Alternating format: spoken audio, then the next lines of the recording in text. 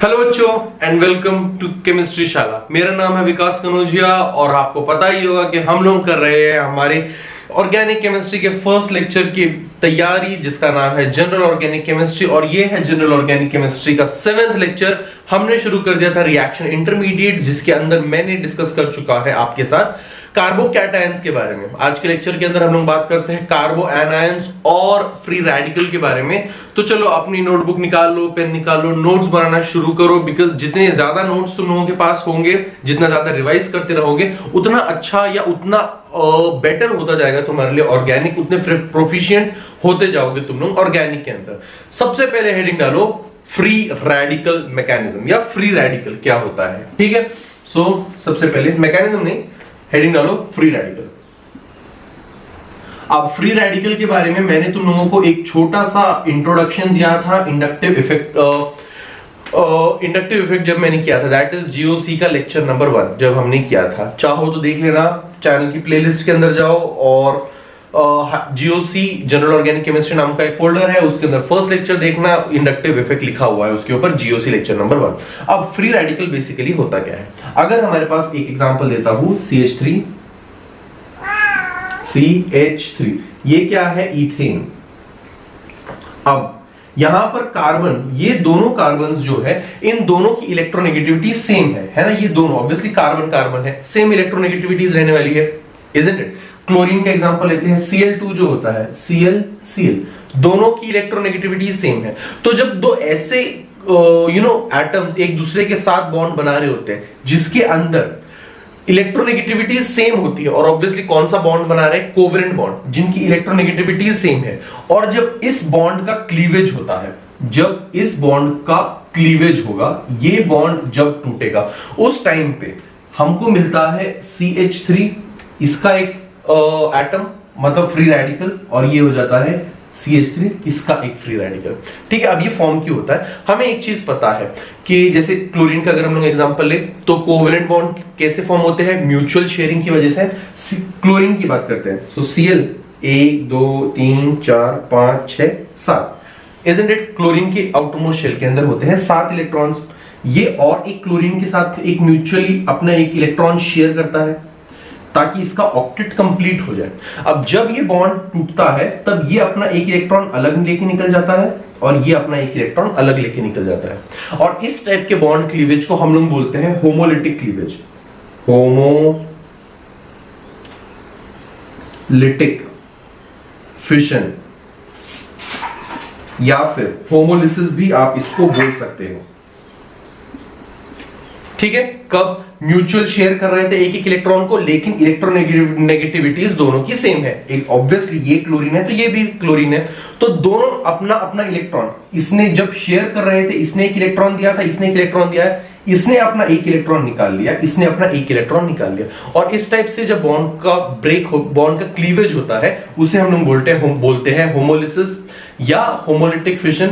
और उस टाइम पे हमें मिलता है एक फ्री रेडिकल। ठीक है, अब इथेन के केस के अंदर ये अगर इसका फ्री रेडिकल देखेंगे तो CH3 का एक बनेगा एक फ्री रेडिकल। अब फ्री रेडिकल को लिखने का एक तरीका क्या होता है, जो भी एटम का कंपाउंड का नाम तुम लिखोगे, ठीक है ना, उसके आगे फ्री रेडिकल ज्वाइन कर देना। जैसे ये क्या है, ये मिथाइल है, so this is methyl free radical, isn't it. CH4 जो होता है ये होता है मीथेन। CH4 में से अगर तुम लोग एक हाइड्रोजन निकाल दोगे, -1 हाइड्रोजन, तो इसको हम बोलते हैं मिथाइल ग्रुप। तो ये हो जाएगा methyl free radical, isn't it. ये क्या है, इथेन। मैं ये रफ कर देता हूं। सो इथेन क्या होता है हमारे पास, C2H6 जो होता है ये होता है इथेन। इस C2H6 के अंदर से एक हाइड्रोजन अगर निकाल दोगे, -1 हाइड्रोजन किया, यू विल गेट C2H5, और ये होता है इथाइल ग्रुप, इजंट इट। और इथाइल ग्रुप के फ्री रेडिकल को, C2H6 का अगर तुमको एक फ्री रेडिकल मिल जाए तो इसको तुम लोग बोलोगे इथाइल फ्री रेडिकल।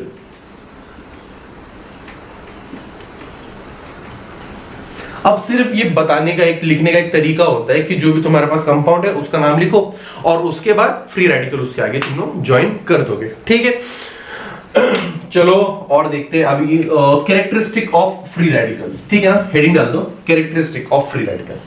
पहला, फ्री रेडिकल जो होता है ये न्यूट्रल होता है।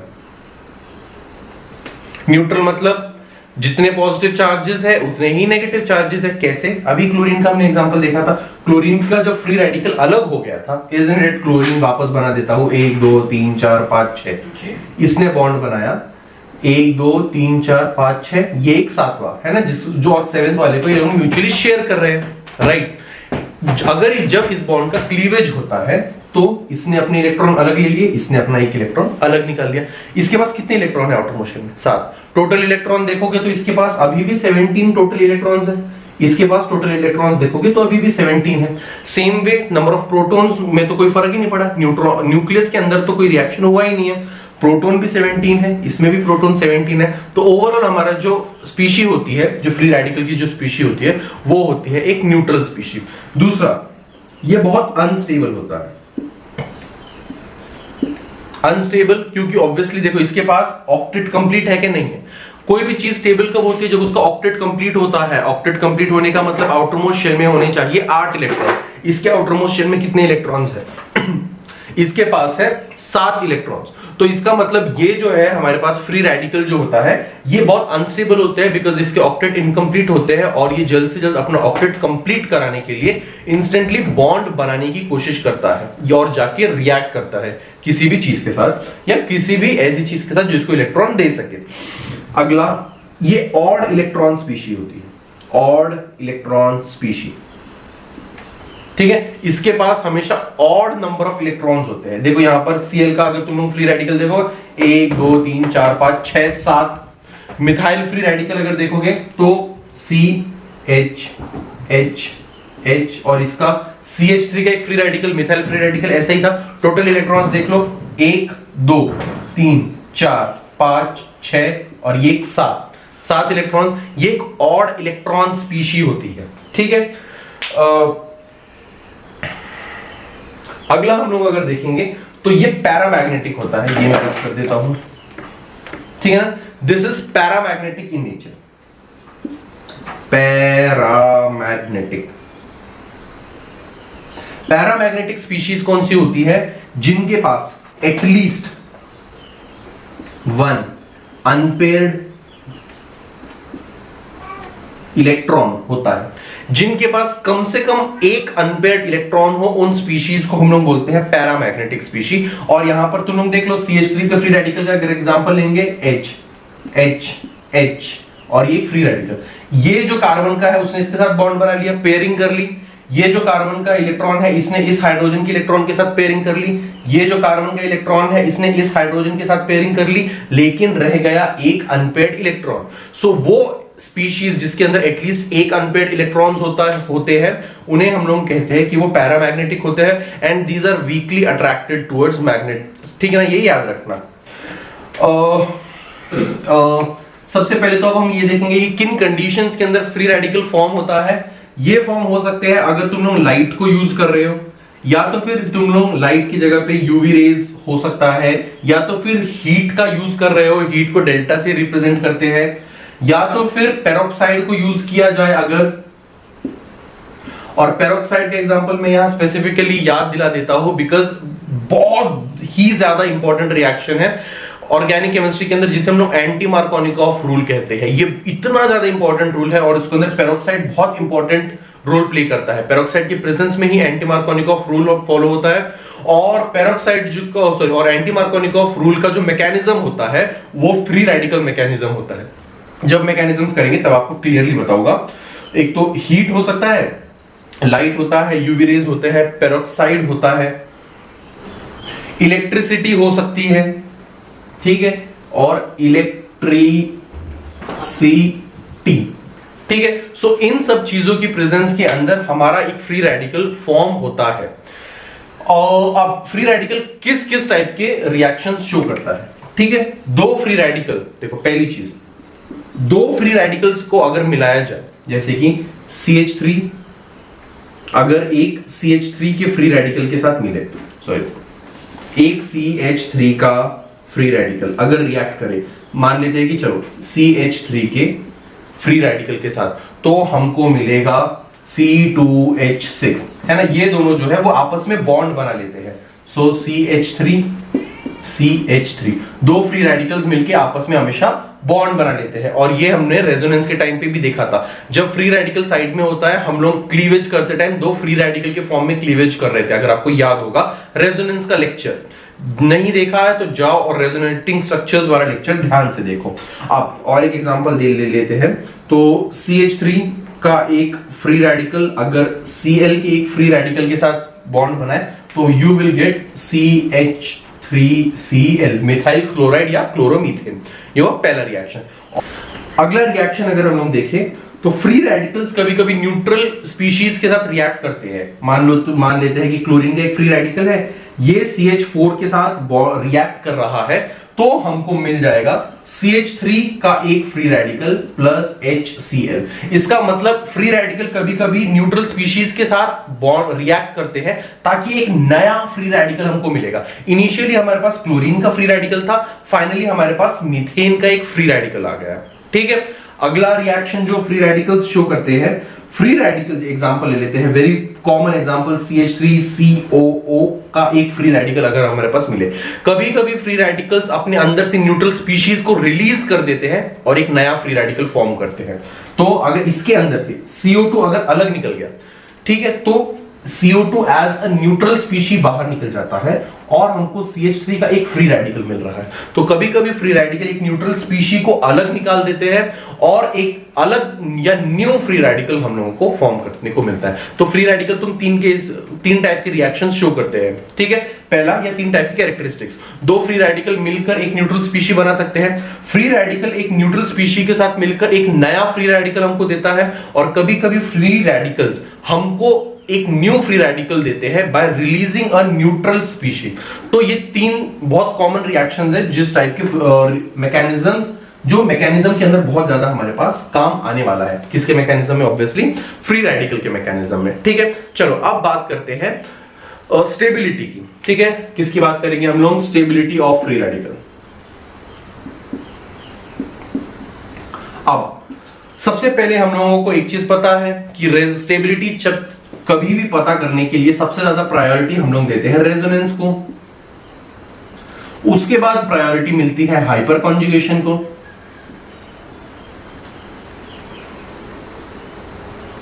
उसके बाद प्रायोरिटी मिलती है इंडक्टिव इफेक्ट को।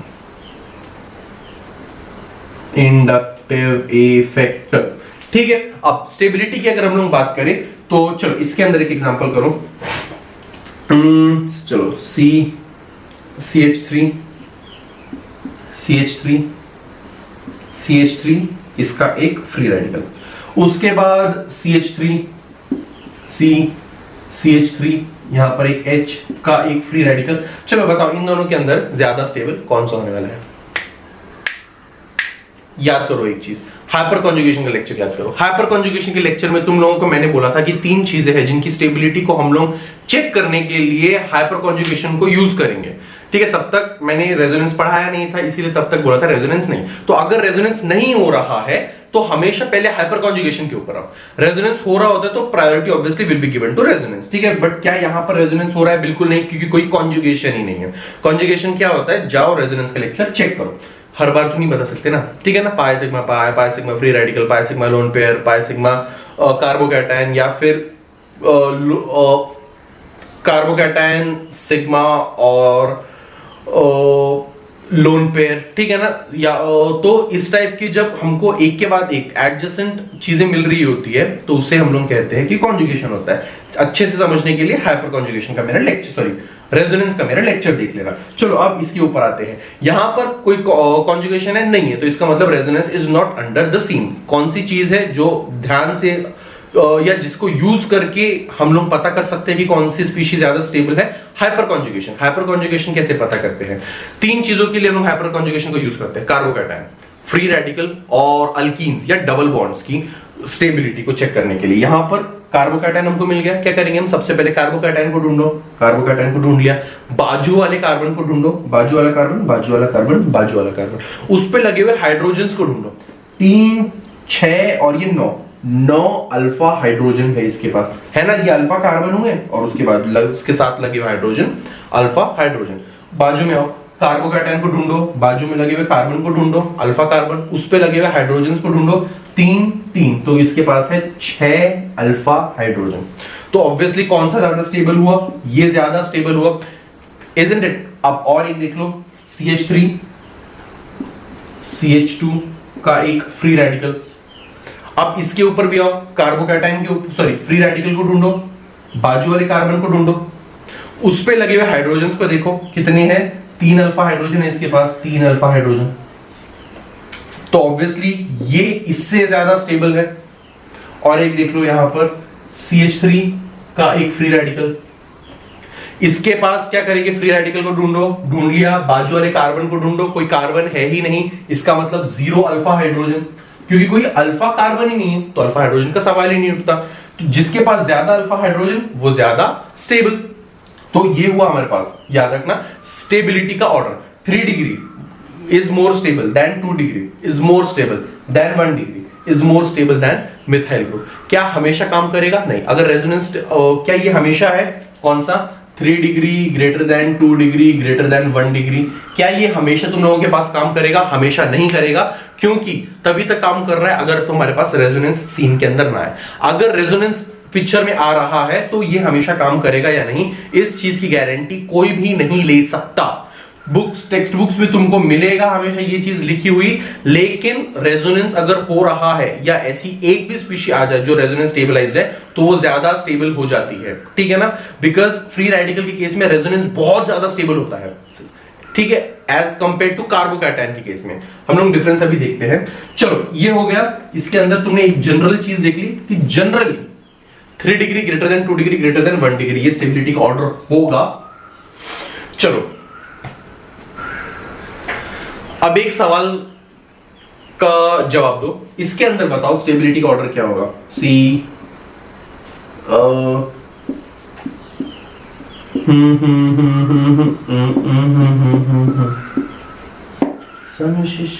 आजकल छेड़दा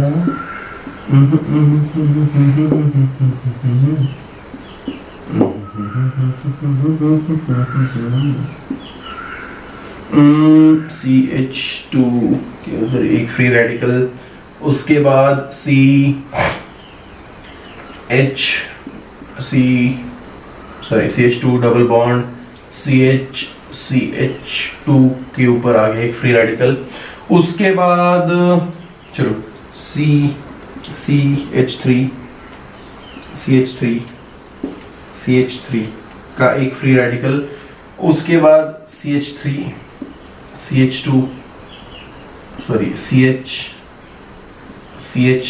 का एक। चलो इन सब के अंदर बताओ स्टेबिलिटी का ऑर्डर तुमको बताना है। ये है तुम्हारे पास A, ये है तुम्हारे पास B, ये है तुम्हारे पास C, ये है तुम्हारे पास D, ये है तुम्हारे पास E, ये है तुम्हारे पास F। चलो बताओ स्टेबिलिटी का ऑर्डर क्या होगा। हो गया। चलो आते हैं चलो सॉल्यूशन की तरफ, ठीक है ना। सबसे पहले सबसे ज्यादा स्टेबल कौन सा होगा? Obviously A। आई होप तुमने कार्बोकैटायन का लेक्चर देख लिया होगा, क्योंकि यहां पर ये जो फ्री रेडिकल है ये पूरी की पूरी इस रिंग में घूमेगा, पूरा का पूरा इस रिंग में घूमेगा, पूरा का पूरा इस रिंग में घूमेगा। इसका मतलब है कि ये सबसे ज्यादा स्टेबलाइज्ड है ना। ये कार्बोकैटायन पूरी रिंग में घूमने वाला है, रेजोनेंस हमने देखा था, इजंट इट। तो इसके बाद ये हो जाएगा सबसे ज्यादा तो A। उसके बाद यहां पर जो है B, ये जो फ्री रेडिकल है ये इस पूरी रिंग में भी घूमेगा और इस पूरी रिंग में भी घूमेगा, 2 रिंग्स में घूम रहा है, तो उसके बाद आएगा B। उसके बाद C, ये जो कार्बोकैटायन है ये पूरा का पूरा इस रिंग में घूम रहा है, तो उसके बाद आएगा C। अगला हमारे पास आएगा D। रीजन देखो, यहां पर हमारे पास 9 अल्फा हाइड्रोजन है, अभी थोड़ी देर पहले देखा था, है ना, 3 डिग्री कार्बोकैटायन। यहां पर हमारे पास 6 अल्फा हाइड्रोजन है, 6 अल्फा हाइड्रोजन। इसके पास हमारे पास 9 अल्फा हाइड्रोजन है, इसके पास हमारे पास 6 अल्फा हाइड्रोजन है, लेकिन ये रेजोनेंस स्टेबलाइज है। कैसे? Pi sigma free radical. Pi sigma free radical is one of the conditions of conjugation. Resonance stabilised species जो होती है वो इसके अंदर फ्री रेडिकल के अंदर हमेशा ज्यादा स्टेबिलिटी प्रोवाइड कर रही होती है, अनलाइक कार्बोकैटायन। कार्बोकैटायन की बात होती तो ये इससे ज्यादा स्टेबल था, है ना। ये जो कार्बोकैटायन होता है 3 degree carbocation is more stable then allylic carbocation, है ना। लेकिन फ्री रेडिकल के केस में ऐसा नहीं होता है। Allylic free radical is more stable then 3 degree carbocation. ये चीज दिमाग में बिठा लो। तो ए बी सी, उसके बाद आएगा डी, क्यों, रेजोनेंस स्टेबलाइज्ड है, पाई सिग्मा फ्री रेडिकल। उसके बाद आएगा ई, 9 अल्फा हाइड्रोजन, उसके बाद आएगा एफ। ये हुआ हमारा स्टेबिलिटी का ऑर्डर, ठीक है। एक बार प्रॉपर तुम लोगों को ऑर्डर लिख के दिखा देता हूं मैं। और इस कार्बन को क्या बोलते हैं हम लोग, कौन सा फ्री रेडिकल बोलते हैं, एलाइलिक फ्री रेडिकल। एलाइलिक क्या हुआ, डबल बॉन्ड के बाजू वाले के ऊपर जब कुछ भी अटैच हो, डबल बॉन्ड के बाजू वाले कार्बन को हम एलाइलिक कार्बन बोलते हैं। उस पे फ्री रेडिकल अटैच है तो इसलिए एलाइलिक फ्री रेडिकल, ठीक है। चलो सबसे पहले हमारे पास आएगा ये ट्राइफिनाइल मिथाइल कार्बोकैटायन। ये है triphenyl methyl carbocation, more stable than diphenyl methyl carbocation. उसके बाद then methyl phenyl carbocat, sorry not carbocation, free radical, triphenyl methyl free radical, diphenyl methyl free radical, phenyl methyl free radical. उसके बाद आएगा हमारे पास allylic free radical, है ना, double bond के बाजू वाले कार्बन पे जब फ्री रेडिकल अटैच्ड है, ये ज्यादा स्टेबल है। उसके बाद हमारे पास आएगा 3 डिग्री फ्री रेडिकल या टर्शियरी फ्री रेडिकल। उसके बाद हमारे पास आएगा 2 डिग्री फ्री रेडिकल, सो सी, हाँ 2 डिग्री का फ्री रेडिकल। उसके बाद हमारे पास आएगा 1 डिग्री फ्री रेडिकल, तो CH3, सी के ऊपर फ्री रेडिकल। उसके बाद हमारे पास आएगा मिथाइल फ्री रेडिकल। उसके बाद हमारे पास आएगा विसिनल फ्री रेडिकल। अब विसिनल नहीं, विनाइल, ठीक है ना। इसको हम लोग एलाइलिक फ्री रेडिकल बोलते हैं। एलाइलिक कब, जब डबल बॉन्ड के बाजू वाले पे कुछ अटैच हो, that is allylic carbon. Vinylic carbon कौन से होते हैं, जब डबल बॉन्ड वाले कार्बन पे फ्री रेडिकल अटैच हो, उसको विनाइलिक, VINYL, तो ये विनाइलिक फ्री रेडिकल। उसके बाद हमारे पास आता है एसिटिलीन का फ्री रेडिकल, या तुम्हारे पास ऐसा कोई फ्री रेडिकल, देखो ये दोनों अनसैचुरेटेड है, ये sp2 हाइब्रिडाइज्ड है, ये sp हाइब्रिडाइज्ड है, ठीक है ना। तो ये ज्यादा अनस्टेबल होता है एज कंपेयर टू दिस। अब ये हमने पहले भी देखा था, क्यों, बिकॉज इसके अंदर s कैरेक्टर ज्यादा होता है। s कैरेक्टर ज्यादा है तो इलेक्ट्रोनेगेटिविटी ज्यादा होती है, ठीक है। बट फिलहाल ये सब चीजें याद रखो, और पुरानी चीजें देखनी है तो जाओ हाइपर कॉन्जुगेशन और इंडक्टिव इफेक्ट का लेक्चर मेरा ध्यान से देख कर आओ, ताकि तुम लोगों को चीजें अच्छी तरीके से और समझे। आई होप तुम लोग प्रॉपर सीरीज को फॉलो कर रहे हो, ताकि एक एक लेक्चर की चीजें तुमको समझने के बाद ही तुम अगले लेक्चर पे आ रहे हो, ठीक है। ये बेसिक जो स्टेबिलिटी का ऑर्डर है ये हमेशा याद रखना। This order is somehow different from carbocation का ऑर्डर, ये चीज दिमाग में बिठा लो। कार्बोकैटायन के ऑर्डर के अंदर अगर तुम लोग देखोगे तो ये यहां पर आता है, कौन सा, टर्शियरी वाला। उसके बाद हमारे पास आता है ये, उसके बाद आता है ये, फिर आता है ये, ठीक है। बाकी सब तो सेम है, लेकिन ये यहां पे आ जाता है, कहां पे, कार्बोकैटायन में। चेक करना है, जाओ कार्बोकैटायन के लेक्चर के अंदर, ठीक है। चलो अब कुछ क्वेश्चंस के जवाब दो कि किसके अंदर क्या होगा हमारे पास स्टेबिलिटी का ऑर्डर। पहला है तुम्हारे पास 1 2 3 4, यहां पर CH2 के ऊपर एक फ्री रेडिकल, यहां पर अटैच्ड है Cl। अगला है तुम लोगों के पास इधर पे तुम्हारे पास फ्लोरीन अटैच्ड, इधर पे है तुम्हारे पास CH2 अटैच्ड। नेक्स्ट है तुम्हारे, हाँ चलो इसी में देख लेते हैं। इधर पे है NO2, इधर पे है तुम्हारे पास CH2। चलो इसके अंदर बताओ कौन सा होगा ज्यादा स्टेबल। आते हैं अब सॉल्यूशन की तरफ। सबसे पहले देखो यहां पर CH2 जो है ये इलेक्ट्रॉन डेफिशिएंट है या इलेक्ट्रॉन रिच है। ध्यान से देखो, इसके पास ना एक इलेक्ट्रॉन की कमी है अपना ऑक्टेट कंप्लीट करने के लिए। दिस इज इलेक्ट्रॉन डेफिशिएंट, याद रखना। फ्री रेडिकल्स जो होते हैं वो इलेक्ट्रॉन डेफिशिएंट होते हैं, इसका मतलब उसके पास इलेक्ट्रॉन्स की कमी होती है ना। अब यहां पर देखो NO2 जो है वो इलेक्ट्रॉन्स को अपनी तरफ खींच रहा है। इसको हम लोग क्या बोलते हैं, इस रिएक्शन को हम लोग बोलते हैं -I इफेक्ट। क्लोरीन भी इलेक्ट्रॉन्स को अपनी तरफ खींच रहा है, -I, फ्लोरीन भी इलेक्ट्रॉन्स को अपनी तरफ खींच रहा है।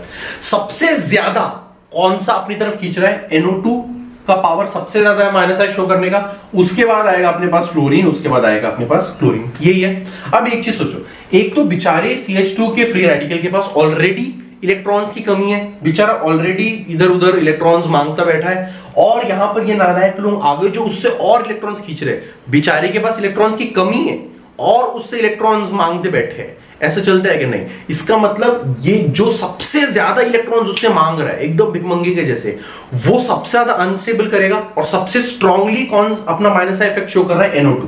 तो ये सबसे अनस्टेबल रहेगा। नाम देते हैं A, उसके बाद B, उसके बाद C। तो सबसे अनस्टेबल कौन सा रहने वाला है? B। ठीक है, अब सबसे कम कौन सा शो कर रहा है? सबसे कम माइनस आई इफेक्ट होता है क्लोरीन का। तो देखो ये भी अनस्टेबल ही कर रहा है, लेकिन बाकियों के कंपैरिजन में ये थोड़ा कम मांग रहा है। दे देना भाई, नहीं मांगा ठीक है, नहीं दिया उसने तो चलो छोड़ दिया, है ना? ये उस टाइप से मांग रहा है, कम मांग रहा है, तो इसीलिए C हुआ सबसे स्टेबल, और उसके बाद हो गया हमारे पास A हो गया सबसे स्टेबल, और उसके बाद हो गया हमारे पास B, क्लोरीन वाला सबसे स्टेबल, क्योंकि इसका माइनस आई इफेक्ट यहां पर सबसे कम है। तो एक चीज याद रखो कि हमारे पास CH2 जो होता है, फ्री रेडिकल्स जो होते हैं, वो इलेक्ट्रॉन डेफिशिएंट स्पीशीज होती है, और इलेक्ट्रॉन डेफिशिएंट स्पीशीज इसका मतलब एक तो बेचारे के पास पहले से इलेक्ट्रॉन्स की कमी है, और माइनस आई इफेक्ट प्रोवाइड करने वाला अगर कोई ग्रुप उसके आजू बाजू के अंदर आ जाए, इसका मतलब वो उसको अनस्टेबल कराने की कोशिश करेगा। ठीक है, चलो अगर प्लस आई इफेक्ट प्रोवाइड कराने वाला आता तो उसको स्टेबलाइज करना होता, राइट? चलो चलते हैं और एक क्वेश्चन की तरफ। अब हमसे पूछा गया है पहला, चलो बताओ सबसे स्टेबल, मोस्ट स्टेबल कार्बोकैटायन कौन सा है, तुमको वो बताना है। ये है तुम्हारे पास A, ये है तुम्हारे पास B, इधर पे ये CH2 के ऊपर एक फ्री रेडिकल। अगला है तुम्हारे पास C के अंदर पूछा गया है CH2 double bond CH, CH2 के ऊपर एक फ्री रेडिकल, और लास्ट हमसे पूछा गया है, सॉरी मेरे कैट्स ने थोड़ा सा हिला दिया आई थिंक कैमरा को। ठीक है, CH2 डबल बॉन्ड CH का एक फ्री रेडिकल। चलो बताओ सबसे ज्यादा स्टेबल क्या होने वाला है? ठीक है, 1 2 3 4 हो गया। चलो तुमने जो भी आंसर दिया हो मैं तुमको बता दूं, answer is going to be A। Reason क्या?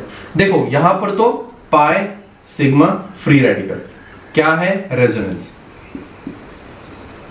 यहां पर पाई सिग्मा फ्री रेडिकल, क्या है? रेजोनेंस। यहां पर नो रेजोनेंस, यहां पर भी नो रेजोनेंस, और फ्री रेडिकल के केस में रेजोनेंस बहुत स्ट्रॉन्ग इंपैक्ट या रोल प्ले करता है, तो इसका मतलब ये दोनों को तो एनीवेज हटा दो। अब बात करते हैं इन दोनों के बारे में। यहां इसके पास भी रेजोनेंस है, इसके पास भी रेजोनेंस है, ठीक है, और सेम टाइप का रेजोनेंस है, पाई sigma free radical, pi sigma free radical, लेकिन इसके पास हाइपर कॉन्जुगेशन है। कैसे? क्या करते हैं हाइपर कॉन्जुगेशन पता करने के लिए? फ्री रेडिकल को ढूंढो, बाजू वाले कार्बन को ढूंढो, ये भी है बाजू वाला कार्बन, ये भी है बाजू वाला कार्बन, ठीक है। यहां पर डबल बॉन्ड वाले कार्बन को हम लोग नहीं काउंट करेंगे, सो यहां पर तो कोई भी हाइपर कॉन्जुगेशन उसको स्टेबलाइज नहीं कर रहा है। यहां पर ये भी है एक अल्फा कार्बन, ये भी एक है अल्फा कार्बन, उस पर लगे हुए हाइड्रोजन्स को देखो, यहां 3 हाइड्रोजन है, यहां पर 2 हाइड्रोजन है ऑब्वियसली, है ना, तो इसके पास टोटल है 5 अल्फा हाइड्रोजन। इसका मतलब ये रेजोनेंस और हाइपर कॉन्जुगेशन दोनों इफेक्ट्स जो है वो इसको स्टेबलाइज कर रहे हैं, तो सबसे ज्यादा स्टेबल हमारे पास होगा ए, समझे। तो इसी तरीके से अगर किसी भी चीज की स्टेबिलिटी तुम लोग पता कर रहे हो तो तीनों इफेक्ट्स तुमको साइमल्टेनियसली अप्लाई करना आना चाहिए। सिर्फ कोई एक इंपैक्ट को दिमाग में रखकर कभी भी स्टेबिलिटी को फाइंड आउट या फिगर आउट करने की कोशिश मत करो। अब एक लास्ट चीज, शेप या स्ट्रक्चर ऑफ फ्री रेडिकल्स क्या होता है। फ्री रेडिकल का जनरली स्ट्रक्चर जो होता है, फ्री रेडिकल्स जो होते हैं वो sp2 हाइब्रिडाइज्ड होते हैं। कैसे? देखो यहां पर अगर देखेंगे कार्बन 3 बॉन्ड बनाता है ना, सी सी सी, ऊपर एक और नीचे इसके पास p ऑर्बिटल्स वेकेंट होते हैं, है ना। जैसे कि मान लेते हैं, एग्जांपल लेते हैं CH3 के एक फ्री रेडिकल का, सो यहां पर एक है H, यहां पर एक है H, यहां पर एक है H, तो ये ट्रायंगुलर प्लेनर होता है। क्या होता है? ट्रायंगुलर प्लेनर, जनरली बोल रहा हूं मैं, ठीक है। अब ये एक इलेक्ट्रॉन है इसके पास, ये एक इलेक्ट्रॉन या तो ऊपर हो सकता है या तो नीचे भी हो सकता है, ठीक है ना, किसी भी जगह पर ये एक इलेक्ट्रॉन हो सकता है। बट इसका जो स्ट्रक्चर होता है ऐसा कहा जाता है कि वो ट्रायंगुलर प्लेनर है।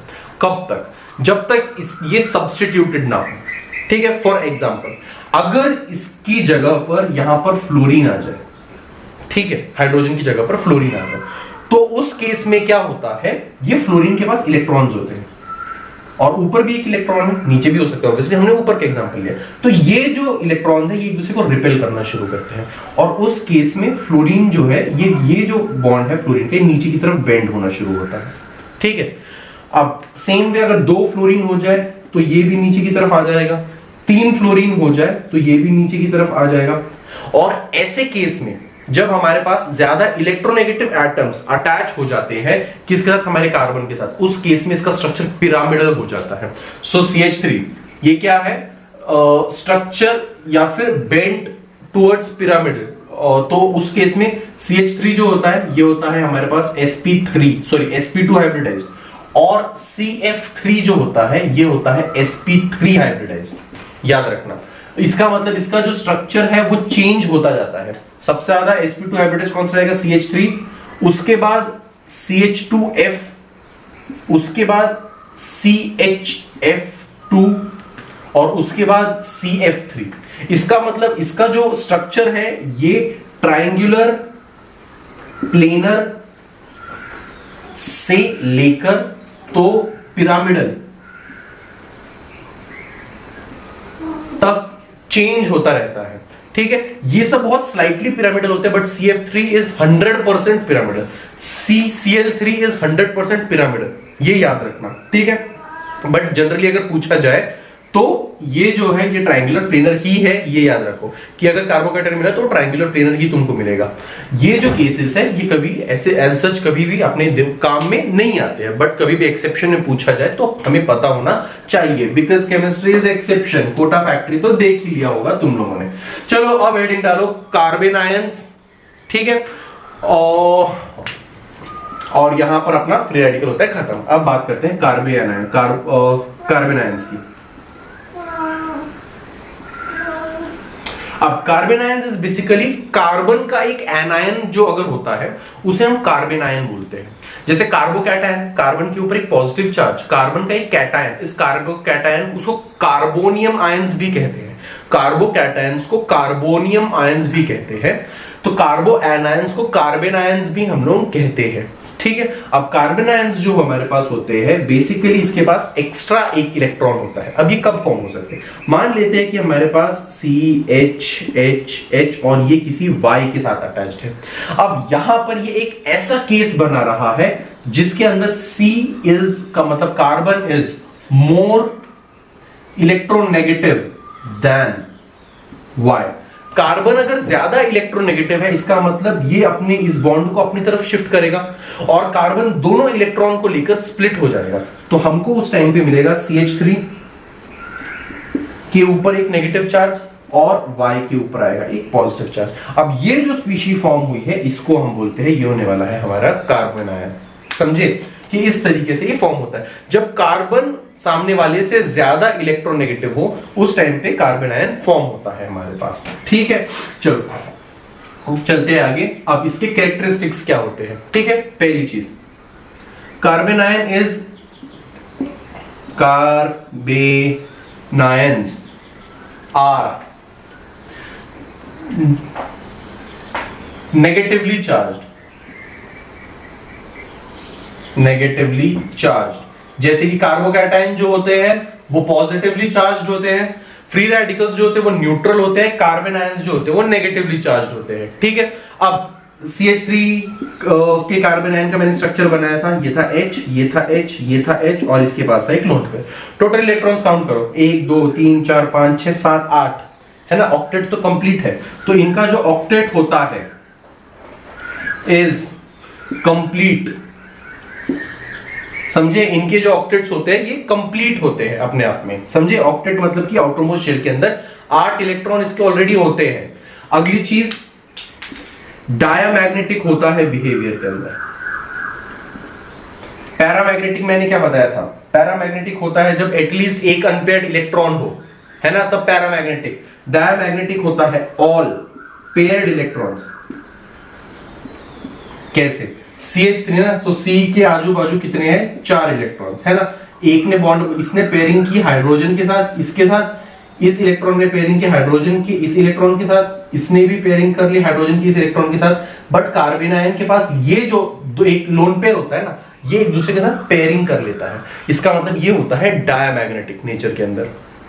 इसका जो स्ट्रक्चर होता है या शेप जो होता है, ये टेट्राहेड्रॉन होता है शेप के अंदर। सो बेसिकली कार्बन CH3 के एक कार्बन आयन के ही एग्जांपल से हम लोग समझते हैं। यहां पर एक हाइड्रोजन, यहां पर एक हाइड्रोजन, यहां पर एक हाइड्रोजन, और एक लोन पेयर भी है ना। ये जो लोन पेयर है ये होता है ऊपर की तरफ। सो ये बेसिकली टेट्राहेड्रॉन टाइप का स्ट्रक्चर बनाता है। टेट्राहेड्रॉन क्या होता है? बेस के ऊपर एक ट्रायंगल और ऊपर से इसको ज्वाइन करो, समझे ना, तो ये बनता है एक टेट्राहेड्रॉन, समझे। तो ये टेट्राहेड्रॉन टाइप का स्ट्रक्चर बनाता है, इसीलिए टेट्राहेड्रॉन इसका नाम दिया गया है, ठीक है। और ये sp3 हाइब्रिडाइज्ड होता है, sp3 hybridised with no exception, ठीक है ना। ये sp3 हाइब्रिडाइज्ड रहेगा, टेट्राहेड्रॉन शेप ड्रॉ करेगा, होगा इसका शेप या ज्योमेट्री। अब ये which is similar to NH3। NH3 की ज्योमेट्री क्या होती है? N, यहां पर एक H, यहां पर एक H, यहां पर एक H और ऊपर वो एक लोन पेयर। तो देख लो कार्बन आयन का स्ट्रक्चर कुछ ऐसा ही होता है। इसका जो शेप होता है वो कुछ NH3 की शेप के जैसा ही होता है, ठीक है। ये हो इसके कैरेक्टरिस्टिक्स। अब बात करते हैं स्टेबिलिटी के बारे में, इजंट इट। ये थ्योरी वाला पार्ट तो हमें यूजुअली पता ही होता है, बात करते हैं अब स्टेबिलिटी के बारे में। अब सबसे पहले CH3 3 डिग्री, है ना, सबसे कॉमन हमारा CH3, इसके ऊपर आया एक फ्री रेडिकल। उसके बाद CH3, इधर पे एक H, यहां पर एक फ्री रेडिकल, CH3, C के ऊपर एक फ्री रेडिकल, उसके बाद CH3 के ऊपर एक फ्री रेडिकल। चलो बताओ, ये है हमारे पास A, ये तुम्हारे पास B, ये तुम्हारे पास C, ये तुम्हारे पास D। You need to tell me the order of stability, कि क्या होने वाला है यहां पर order of stability. Done, took your time, ठीक है। हो सकता, आई होप तुमने अपना वक्त ले लिया है, क्योंकि मैं ज्यादा नहीं रुक सकता, वीडियो को पॉज कर लिया करो, वो चीज तुम लोगों के हाथ में है ना। अब यहां पर देखो, सबसे पहले इससे पहले हमने फ्री रेडिकल और कार्बोकैटायन के केस में क्या देखा है? 3 डिग्री जो होते हैं ज्यादा स्टेबल होते हैं as compared to 2 degree, as compared to 1 degree, ठीक है। इस केस के अंदर देखो, इसके पास ऑलरेडी एक्स्ट्रा इलेक्ट्रॉन्स है ना। CH3 क्या, कौन सा इफेक्ट प्रोवाइड कराता है? CH3 हमारे पास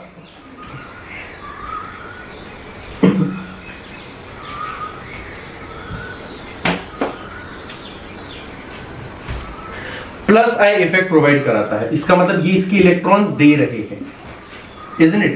एक तो इसके पास ऑलरेडी एक्सेस ऑफ इलेक्ट्रॉन्स है, ये और इलेक्ट्रॉन्स उसको दे रहे हैं। बंदे ने ऑलरेडी दारू पी के रखी हुई है, ये और उसको पिला रहे हैं। इसका मतलब उसको अनस्टेबल कर रहा है, लड़खड़ाने लग जाएगा। इसका मतलब सबसे अनस्टेबल रहने वाला है एक। यहां पर भी ये एक तो इसके पास एक्सेस इलेक्ट्रॉन है, 2 कार्बन उसको एक्स्ट्रा इलेक्ट्रॉन्स दे रहे हैं। इसका मतलब देखो, इसके तीनों दोस्त मिलकर पिला रहे हैं, इसके 2 दोस्त मिलकर उसको पिला रहे हैं, लड़खड़ेगा ये भी थोड़ा कम, तो A से तो ज्यादा स्टेबल रहेगा। उसके बाद यहां एक कार्बन है जो अपने इलेक्ट्रॉन्स इसको दे रहा है, ठीक है। उसके बाद इसका मतलब आ जाएगा C, उसके बाद हमारे पास आएगा D। अब ध्यान से देखोगे तो कार्बन आयन की जो स्टेबिलिटी का ऑर्डर हुआ वो उल्टा हुआ as compared to the ones that we have seen in carbocation and free radical।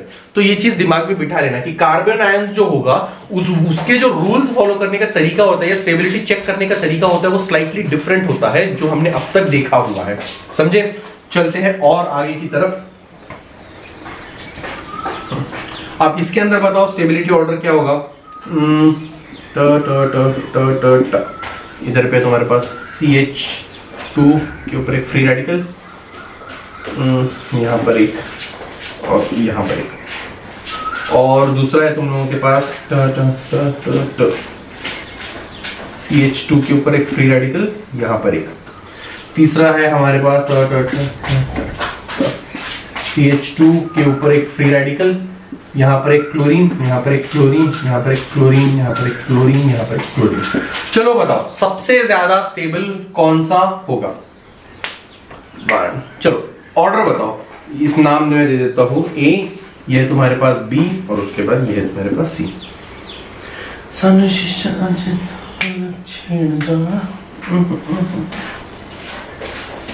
हो गया। चलो सबसे पहले यहां पर देख लो फर्स्ट वाले के अंदर पाई sigma lone pair, pi sigma lone pair, इसका मतलब यहां पर कॉन्जुगेशन है, हाइपर कॉन्जुगेटिंग स्ट्रक्चर्स बन सकते हैं। मैं एक बार ड्रॉ करके दिखा देता हूं। तो सबसे पहले देखोगे अगर मैं ये हटाता हूं, ये इलेक्ट्रॉन यहां पर जाएगा, ये इलेक्ट्रॉन अगर यहां जाता है तो ये पाई बॉन्ड के इलेक्ट्रॉन्स यहां चले जाएंगे, तो एक स्ट्रक्चर तुमको ये मिल सकता है इधर पर एक, यहां पर आगे लोन पेयर और यहां पर आगे डबल बॉन्ड CH2, ठीक है ना। ये इलेक्ट्रॉन्स अगर यहां पर जाएंगे तो ये पाई के इलेक्ट्रॉन्स यहां पर आ जाएंगे, तो एक स्ट्रक्चर तुमको मिल सकता है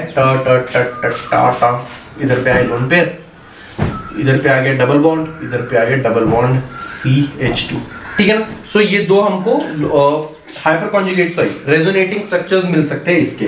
तो यहां तो हो रहा है रेजोनेंस, क्या यहां रेजोनेंस हो रहा है? नहीं हो रहा है। क्या यहां रेजोनेंस हो रहा है? नहीं हो रहा है। क्यों? No conjugation, pi sigma lone pair, pi sigma lone pair होता तो हम लोग कर देते रेजोनेंस, यहाँ pi sigma lone pair, no resonance, ठीक है। अब इसमें और इसमें कंपटीशन है कि कौन सा ज्यादा स्टेबल है। इसको ध्यान से देखो, यहां पर कोई रेजोनेंस तो नहीं है, लेकिन यहां पर इंडक्टिव इफेक्ट जरूर है ना। रेजोनेंस तो नहीं हो रहा है, इंडक्टिव इफेक्ट कैसे? क्लोरीन जो है इससे इलेक्ट्रॉन्स खींच रहा है, एक तो एक्सेस इलेक्ट्रॉन्स है इसके पास, इजंट इट, ये इससे इलेक्ट्रॉन्स खींच रहा है, तो ये उसको स्टेबलाइज करने की कोशिश कर रहा है। Minus I effect in case of carbon ion उसको स्टेबलाइज करता है, प्लस आई उसको अनस्टेबल कर रहा था, देख लेना, इसलिए 3 डिग्री लेस स्टेबल था, क्योंकि प्लस आई इफेक्ट प्रोवाइड कराता है मिथाइल ग्रुप।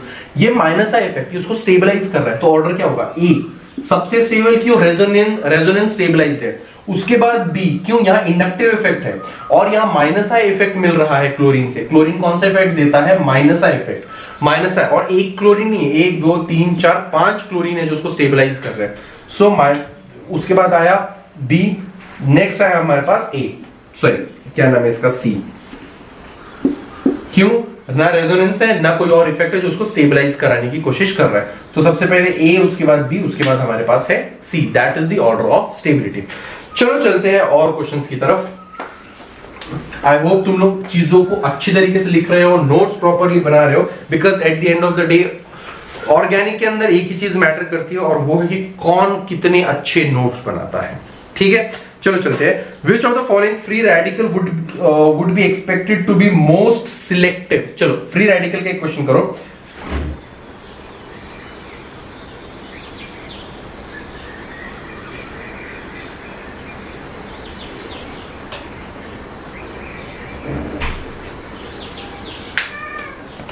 ऑप्शन है हमारे पास, पहला HC ट्रिपल बॉन्ड C के ऊपर एक फ्री रेडिकल, नेक्स्ट C6H5 के ऊपर एक free radical, next CH2 double bond CH2 के ऊपर एक फ्री रेडिकल, और लास्ट है हमारे पास CH3 के ऊपर एक फ्री रेडिकल। चलो बताओ सबसे ज्यादा स्टेबल फ्री रेडिकल कौन सा होने वाला है? Take your time, time up, ठीक है। चलो आते हैं, अब यहां पर देख लो, हमने एक चीज देखी थी कि फ्री रेडिकल्स जो होते हैं sp3 हाइब्रिडाइज्ड के अंदर सबसे अनस्टेबल रहने वाला, ये याद रखना है, ठीक है ना। ये एंड पे आता है स्टेबिलिटी के अंदर, इसको तो हटा दो, ठीक है। इसको भी हटा दो, बेंजीन रिंग की से डायरेक्टली अटैच्ड कार्बोकैटायन हो, कार्बन आयन हो, फ्री रेडिकल हो, वो हमेशा अनस्टेबल होते हैं, क्योंकि बेंजीन रिंग जो है अगर उसको मिल जाए तो बहुत स्टेबिलिटी उसको मिल रही होती है, तो वो उस स्टेबिलिटी तक पहुंचने के लिए किसी भी और स्टेट में बिल्कुल ही कम देर तक रहता है, तो बहुत अनस्टेबल चीजें हम लोगों को मिल रही होती है। So this is very unstable. अगला हमारे पास कौन सा है? यहां पर देखो, आप इन दोनों में चेक करना है, ठीक है ना। This is resonance stabilised, pi sigma free radical, यहां कोई भी चीज उसको स्टेबलाइज नहीं कर रही, हाइपर कॉन्जुगेशन भी नहीं है, तो इसका मतलब सबसे स्टेबल कौन सा हुआ हमारे पास? C. Why? Because it's resonance stabilized, ठीक है। चलते हैं अगले क्वेश्चन की तरफ। नेक्स्ट क्वेश्चन में हमसे पूछा गया है, arrange in decreasing order of stability. जो डिक्रीजिंग ऑर्डर ऑफ स्टेबिलिटी में अरेंज करना है, सबसे पहला ऑप्शन है तुम्हारे पास इधर पे है CH3 CH2, नेक्स्ट इज इधर पे है OCH3 CH2, next you have is CH2। अब देखो सारे के सारे कार्बन आयंस है ये, CN, लास्ट इज CH2, इधर पे है NO2, ये तुम्हारे पास 1, ये तुम्हारे पास 2, ये तुम्हारे पास 3 और ये है तुम्हारे पास 4। चलो बताओ, arrange in decreasing order of stability, इसका मतलब सबसे ज्यादा स्टेबल से सबसे कम स्टेबल के अंदर तुम लोगों को बताना है। हो गया? टुक your time, I hope you have taken your time. चलो चलते हैं आगे। सबसे पहले सबसे ज्यादा स्टेबल क्या होगा? देखो ये जो है ये माइनस आई इफेक्ट प्रोवाइड करा रहा है, CN जो है ये माइनस आई इफेक्ट प्रोवाइड कराता है, OCH3 जो है ये प्लस आई इफेक्ट प्रोवाइड कराता है, और CH3 जो है ये प्लस आई इफेक्ट प्रोवाइड कराता है। ठीक है, अब हमें एटलीस्ट एक चीज तो पता चल गई, कौन सी? माइनस आई इफेक्ट कौन से दो प्रोवाइड करा रहा है, प्लस आई इफेक्ट कौन से दो प्रोवाइड करा रहा है। माइनस आई जो होगा वो उसको स्टेबलाइज करेगा, माइनस आई स्टेबलाइज कर रहा है, क्यों? एक्सेस इलेक्ट्रॉन्स है, वो इलेक्ट्रॉन्स खींच रहा है, इलेक्ट्रॉन्स खींच रहा है। ये एक तो बेचारे के पास ऑलरेडी पिया हुआ है बंदा, ये और उसको पिला रहा है ना? क्या पिया हुआ है? जूस। गलत मत सोचो, गंदी सोच। चलो ठीक है, यहां पे भी जूस पिया हुआ है इसने, ये और पिला रहा है, उसको अनस्टेबल कर रहा है। ठीक है, सो अब हम डिपेंड करेगी स्टेबिलिटी कौन सा ज्यादा। NO2 इज मोर या stronger minus inductive effect providing group. NO2 जो होता है वो बहुत स्ट्रॉन्ग माइनस इफेक्ट देता है, इसका मतलब ये ज्यादा स्टेबलाइज कराएगा। तो सबसे पहले रहेगा 4, उसके बाद आएगा 3। क्यों? ये दोनों भी माइनस इफेक्ट प्रोवाइड करा रहे हैं, NO2 ज्यादा खींच रहा है उससे, समझे? ज्यादा फुल जोरों से खींच रहा है, ये उतना जोरों से नहीं, थोड़ा धीरे धीरे खींच रहा है, लुल्लू है। ठीक है, तो इसीलिए पहले 4 3। अब इन दोनों के अंदर देखो, जो ज्यादा प्लस आई प्रोवाइड कराएगा वो ज्यादा अनस्टेबल करेगा, है ना? जो ज्यादा प्लस आई इफेक्ट प्रोवाइड कराएगा, है ना, एक तो ये ऑलरेडी इलेक्ट्रॉन रिच है, और भर भर के इलेक्ट्रॉन्स उसको जो देगा, मतलब ज्यादा इलेक्ट्रॉन, मतलब उसको अनस्टेबल कर रहा है ना। मतलब एक तो पहले बंदे ने पी रखी और धड़ाधड़ पिलाया जा रहा है बोतलों पे बोतल जूस की, ऑब्वियसली। तो ऑब्वियस सी बात है कि क्या बोलते हैं, उसको अनस्टेबल कर रहा है। अब एक चीज याद रखना, OCH3 जो है ये ज्यादा strong plus I effect provide कराता है, ज्यादा स्ट्रॉन्ग प्लस आई प्रोवाइड कर रहा है, इसका मतलब अनस्टेबल कर रहा है, इसका मतलब 4 3, उसके बाद आएगा 1, उसके बाद आएगा 2। ये हुआ correct order of stability. I hope तुमको चीजें समझ में आ रही है। नहीं समझ में आया, वीडियो को स्लो करके देखा करो, ठीक है ना? तो 0.75 0.5 उनके भी ऑप्शंस होते हैं हमारे पास। ज्यादा समझ में आ रहा है तो फास्ट करके देखा करो, है ना? क्या प्रॉब्लम है? चलो चलते हैं अगले क्वेश्चन की तरफ। नेक्स्ट हमारे पास है, which anion is more stable than this. ये एक एनायन तुम लोगों को गिवन है, और पूछा गया है कि कौन सा एनायन है जो इससे ज्यादा स्टेबल है। ऑप्शन है तुम्हारे पास CH3 double bond CH CH2, next है next is third option is CH3 C double bond O CH2 last option is CH2 इधर पे NO2। चलो बताओ, पूछा गया है नेगेटिव चार्जेस बेसिकली लोन पे, हमसे पूछा गया है कौन सा एनायन है जो इससे ज्यादा स्टेबल है चारों ऑप्शन में से। सोचो, टेक योर टाइम। हो गया?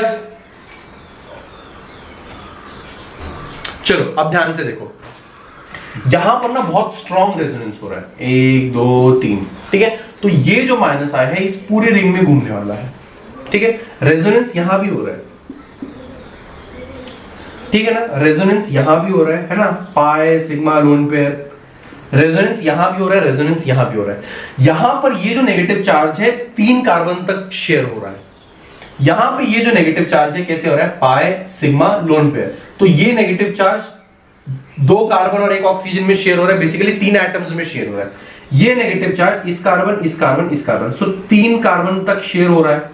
सो यहां भी 3 कार्बन में नेगेटिव चार्ज शेयर हो रहा है, 3 कार्बन में नेगेटिव चार्ज शेयर हो रहा है, 3 एटम्स में नेगेटिव चार्ज शेयर हो रहा है। यहां पर देखो, ये जो CH2 है, अगेन ये क्या बेसिकली बेंजीन रिंग है, ये नेगेटिव चार्ज पूरा का पूरा रिंग में शेयर हो रहा है, इसका मतलब कोई चीज टक्कर की है तो वो तो भैया डी है। अब देखना है कि ज्यादा स्टेबल है या नहीं है। देखो एक तो ये पूरा नेगेटिव चार्ज पूरी की पूरी रिंग में शेयर हो रहा है, दूसरी चीज NO2 इलेक्ट्रॉन जिससे खींच रहा है। अब देखो कार्बन आयन के अंदर माइनस आई इफेक्ट है तो उसको स्टेबलाइज कर रहा होता है, यहां पे ऐसा कोई भी ज्यादा स्टेबलाइज कराने वाला ग्रुप नहीं है, यहां NO2 है which is making it more stable than this. Answer is D.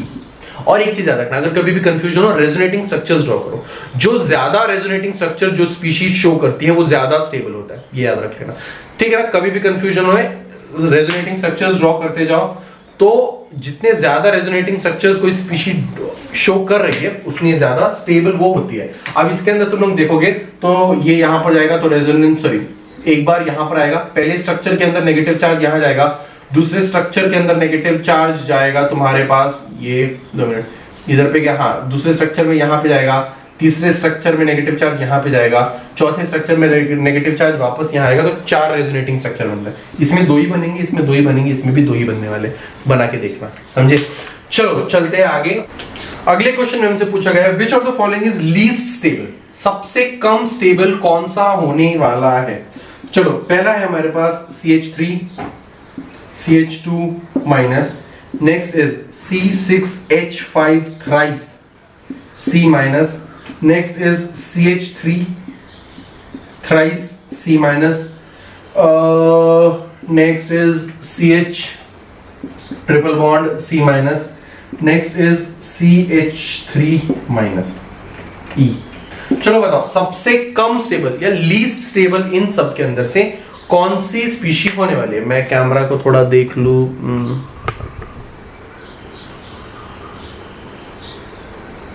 चलो सॉरी, हाँ चलो इसके अंदर बताओ लीस्ट स्टेबल कौन सी स्पीशी होगी। चलो एक एक करके देखते हैं, ठीक है। यहां पर एक तो नेगेटिव चार्ज है, इलेक्ट्रॉन्स है, ये कार्बन और इलेक्ट्रॉन्स दे रहा है, इसका मतलब ये अनस्टेबल है, ठीक है। यहां पर लोन पेयर है लेकिन 3 बेंजीन या फिनाइल ग्रुप जो है वो इसके साथ अटैच है। C6H5 थ्राइस का मतलब क्या हुआ, ये बेसिकली बनाया हुआ है C phenyl group, phenyl group, इधर पे भी एक फिनाइल ग्रुप है और यहां पर एक लोन पेयर। तो ये लोन पेयर पूरी की पूरी रिंग्स, तीनों रिंग्स में घूमने वाला है, तो ये स्टेबल है, isn't it? So this is stable। इसके ऊपर आते हैं CH का ट्रिपल बॉन्ड C माइनस। अब ये जो है this is sp hybridised, sp hybridised है, इसका मतलब ये जो कार्बन है this is electronegative carbon. Electronegative species के ऊपर जब नेगेटिव चार्ज आता है तो वो स्टेबल स्पीशीज होती है। इलेक्ट्रोनेगेटिव कार्बन की या sorry negative charge on electronegative species are stable. कब देखा था, रेजोनेंस के अंदर जाओ, resonance stability of resonance lecture का नाम है, इसका मतलब ये भी स्टेबल है, ठीक है ना। यहां पर CH3 माइनस जो है ये ना तो कोई चीज उसको स्टेबल कर रही है ना तो अनस्टेबल कर रही है, तो हम लोग न्यूट्रल मान लेते हैं बिकॉज 2 स्पीशीज अपने पास ऐसी है। अब सॉरी एक बाकी अभी भी, सो यहां पे CH3 थ्राइस है, CH3 थ्राइस बेसिकली तुम लिख सकते हो CH3, इधर पे एक CH3, इधर पे एक CH3।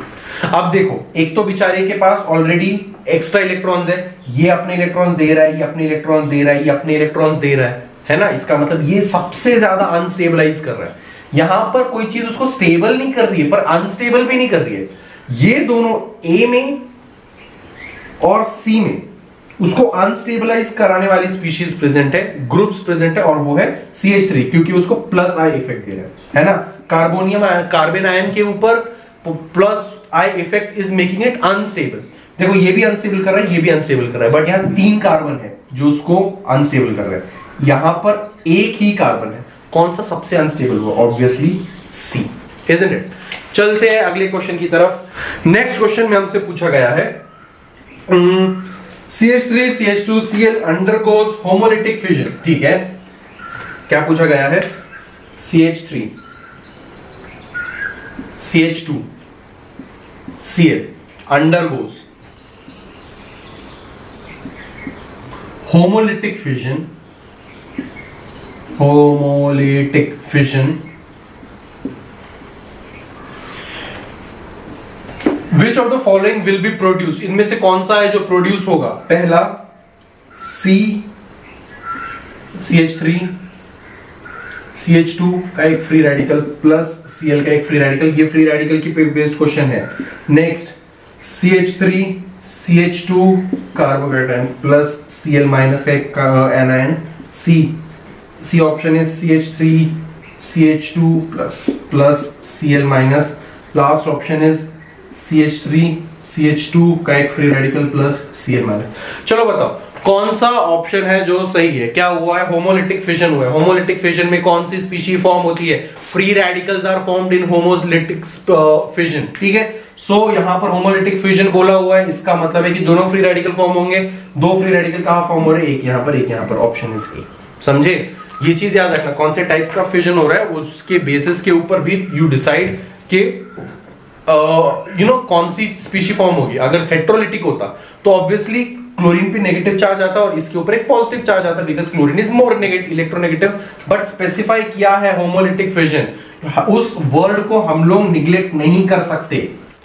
तो ये थी वो सारी चीजें जिनका जानना आपके लिए बहुत ज्यादा जरूरी है आगे के रिएक्शन मैकेनिज्म्स को समझने के लिए। बहुत इंटरेस्टिंग चीजें आने वाली है अभी ऑर्गेनिक केमिस्ट्री के अंदर, SN1 SN2 E1 E2 free radical mechanism, और ये सारी चीजें बहुत ज्यादा इंटरेस्टिंग होने वाली है। तो इसीलिए लेक्चर सीरीज से को देखते रहिए, बिकॉज एक लिंक बन जाती है और जैसे जैसे वो सफर को साथ में हम तय करते जाएंगे चीजें और ज्यादा इंटरेस्टिंग होती जाएगी। वैसे मैंने फिलहाल डिसाइड किया है कि मैं फिजिकल केमिस्ट्री के भी वीडियोस धीरे धीरे अपलोड करते रहने वाला हूं। तो बने रहिए केमिस्ट्री शाला के साथ, देखते रहिए और हमारे चैनल को, और जुड़े रहिए हमारे साथ, ताकि आप भी और मैं भी मिलकर आपके एग्जाम्स को क्रैक कर पाए। Bye bye.